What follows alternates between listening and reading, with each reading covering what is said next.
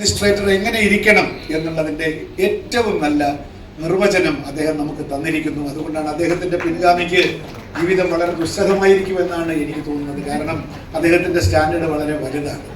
അപ്പോൾ ഈ വിവിധ മേഖലകളിലുള്ള എല്ലാ കലാകാരന്മാരോട് ബന്ധം പുലർത്താനും തിരുവനന്തപുരത്തിൻ്റെ ഒരു സാംസ്കാരിക ഹൃദയമാക്കി ഇതിനെ മാറ്റാനും സാധിച്ച അദ്ദേഹത്തെ ഞാൻ ഏറ്റവും ഒരു എളിയ കലാകാരൻ എന്നുള്ള നിലയ്ക്കും ഇവിടെ ഒരുപാട് പ്രഭാഷണങ്ങൾക്ക് വന്നിട്ടുള്ള ഒരാളെന്നുള്ള നിലയ്ക്കും എൻ്റെ ഏറ്റവും ആത്മാർത്ഥമായിട്ടുള്ള അഭിനന്ദനം അറിയിക്കാനാണ് ഈ സഭാ നടപടികളെ ലേശം അലങ്കോലപ്പെടുത്തിക്കൊണ്ട് ഞാനിവിടെ വന്നത്. ക്ഷമിക്കണം. എങ്കിലും മതവചനങ്ങൾക്ക് മാർദ്ദവുമില്ലെങ്കിൽ ഉദ്ദേശശുദ്ധിയാൽ മാപ്പ് നൽകണമെന്ന് പറഞ്ഞതുപോലെ എനിക്ക് പ്രമോദിനോടുള്ള സ്നേഹത്തിൻ്റെ പേരിൽ ബാക്കി എല്ലാം നിങ്ങൾക്ക് ക്ഷമിക്കാവുന്നതേ ഉള്ളൂ. അദ്ദേഹത്തിൻ്റെ ജീവിതത്തിൽ എല്ലാ തരത്തിലുള്ള മംഗളങ്ങളും ഉണ്ടാകട്ടെ എന്ന് ഒരിക്കൽ കൂടി ഹൃദയപൂർവ്വം ആശംസിച്ചുകൊണ്ട് ഈ പരിപാടി ഞാൻ ഔപചാരികമായി ഉദ്ഘാടനം ചെയ്യുന്നു. നന്ദി, നമസ്കാരം.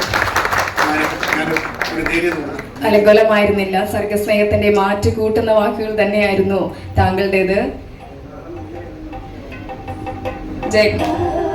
ജയകുമാർ സാറിന്റെ ഒരു ആദരവാണ് ശ്രീ പ്രമോദ് പയ്യന്നൂർ ഇന്ന് ഏറ്റുവാങ്ങുന്നത്.